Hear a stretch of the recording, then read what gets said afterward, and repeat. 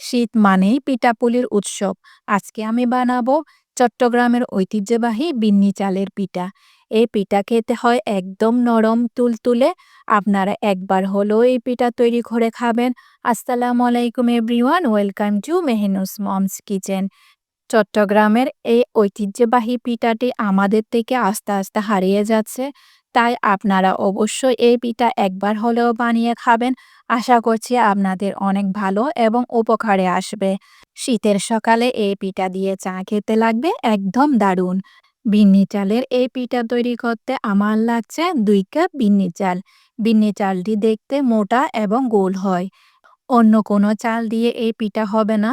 যেমন কি আতপ চাল, পোলাও চাল, অন্য কোনো চাল দিয়ে এই পিঠা হবে না। তাই আমার লাগবে বিন্নি চাল। বিন্নি চালটি সহজে বাজারে কিনতে পাওয়া যায়। বিন্নি চালকে আমরা স্টিকি রাইসও বলে থাকি। আমি এই বিন্নি চালকে ভালো করে ধুয়ে নিয়েছি কয়েকবার পানি দিয়ে। ভালো করে ধুয়ে নেওয়ার পর এই চালটাকে ভিজিয়ে রাখবো ওভারনাইটের জন্য। আপনারা চাইলে 5 থেকে 6 ঘন্টাও ভিজিয়ে রাখতে পারেন। আমি ওভারনাইট ভিজিয়ে রেখেছি। সারা রাত ভিজিয়ে রাখার পর এই বিন্নি চালটা একদম ফুলে গিয়েছে। এবার আমি স্ট্রেনারে রেখে পানিটি সম্পূর্ণ ঝরিয়ে নিয়েছি।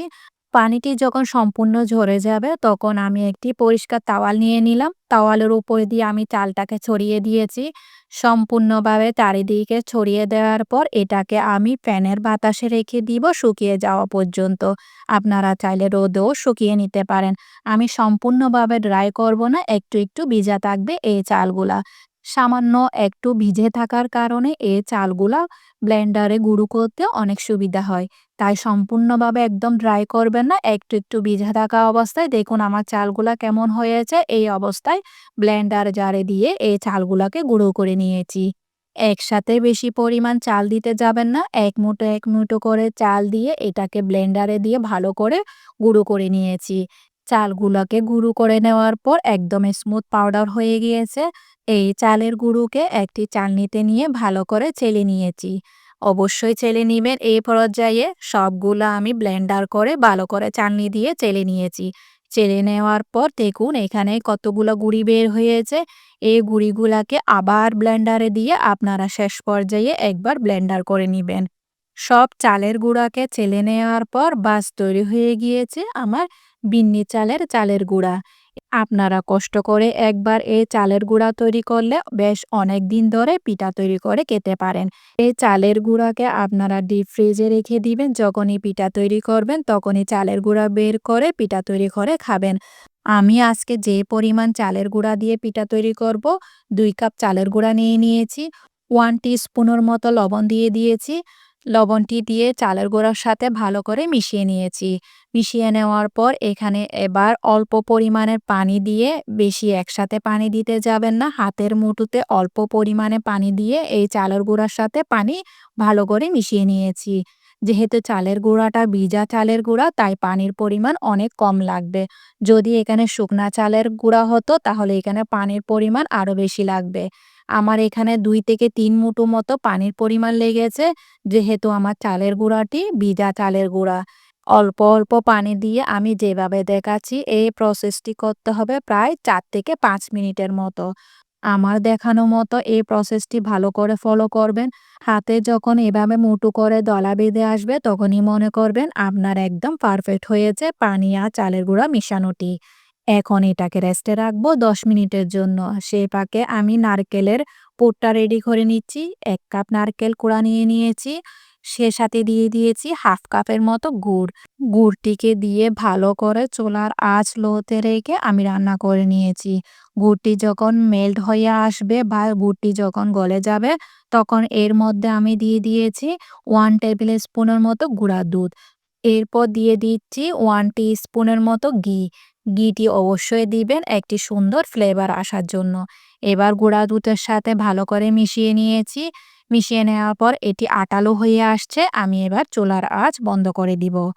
10 মিনিট পর এই চালের গুঁড়া থেকে আমি সামান্য পরিমাণ চালের গুঁড়া নিয়ে নিয়েছি। চালের গুঁড়াকে আবার আমি একটি চালনিতে নিয়ে ভালো করে চেলে নিয়েছি।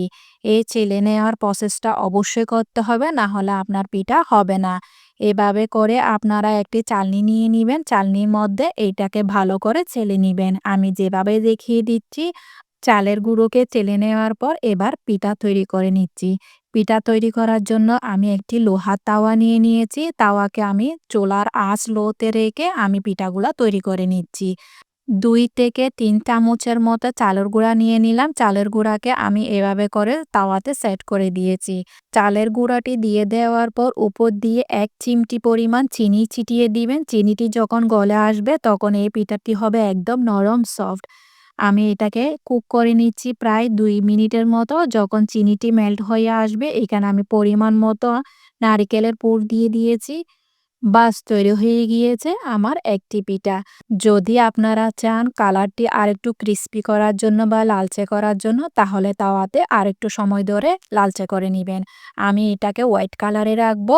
যতবার পিঠা তৈরি করবেন ততবার তাওয়াকে ভালো করে মুছে নিবেন যেন কোনো প্রকার গুঁড়ি না থাকে। গুঁড়ি থাকলে পিঠাগুলা সুন্দর কালার আসবে না। আমি আরেকটি পিঠা দেখিয়ে দিচ্ছি। তাওয়ার মধ্যে ভালো করে চামচের সাহায্যে এই চালের গুঁড়াকে ছড়িয়ে দিচ্ছি। উপরে দিয়ে কিছুটা আমি চিনি ছিটিয়ে দিচ্ছি। চিনিটা দেওয়ার কারণে এই পিঠাগুলো হবে একদম নরম সফট। অনেকের লোহার তাওয়া থাকে না, তারা ফ্রাই প্যানে দিয়ে এই পিঠাগুলা তৈরি করে নিতে পারেন। চুলার আঁচ লোতে রেখে পিঠাকে কুক করে নিব ২ মিনিটের জন্য। ২ মিনিট পর এখানে আমি পরিমাণ মতো নারকেল পুর দিয়ে দিয়েছি। পুরটি দিয়ে দেওয়ার পর আমি এই পিঠাকে বটে নিয়েছি। বাস তৈরি হয়ে গিয়েছে আমার চট্টগ্রামের ঐতিহ্যবাহী পিঠা। আশা করছি আজকে আমার রেসিপি এবং পিঠাগুলো অনেক সহজ ভালো লেগেছে। যদি ভালো লেগে থাকে তাহলে ফ্রেন্ডস এন্ড ফ্যামিলির সাথে অবশ্যই শেয়ার করবেন। দেখতেই পেলেন পিঠাগুলো কতটা সফট হয়েছে। মাশাআল্লাহ পিঠাগুলো দেখতে অনেক সুন্দর হয়েছে। আপনারা একবার হলেও বাজার থেকে এই বিন্নি চাল কিনে এনে পিঠাগুলো অবশ্যই তৈরি করে খাবেন।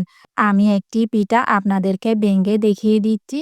এটা যেহেতু স্টিকি রাইস তাই এই পিঠাগুলো হয় একদম স্টিকি। খেতে হয় একদম অসাধারণ। আজকে তাহলে এই পর্যন্ত।